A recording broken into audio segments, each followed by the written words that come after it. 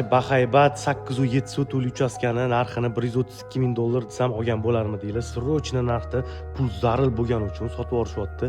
8.7 sotuq 3 ta xo'jaligiga bemalol yetadi. Kelib maza qilib yashasanglar bo'ladi. 10 ta xona, 4 tami, 5 ta sanuzellar. Ko'chadan tushirib beradigan bo'lsam, ko'chalari keng, bemalol ko'chani eshigini tegigan mashina qo'yib qo'yasiz. Asfalt bo'lgan ko'chalar, darvozaxonadan kirasiz, hovliga ham 3 ta mashina bemalol sig'adi. Navishlarni ko'ryapsizmi? Asosiy binoni tushuntiradigan bo'lsam, kattagina ayvon bilan boshlanadi. Tegida yaxlit yerto'la qilingan.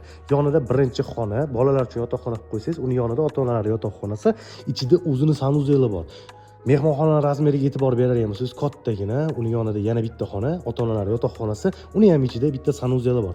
Endi bu yoq tarafni tushuntiradigan bo'lsam, shundoq kirar ekanmiz, tepada ikkita xona ketma-ket joylashgan, yana bitta xona bor.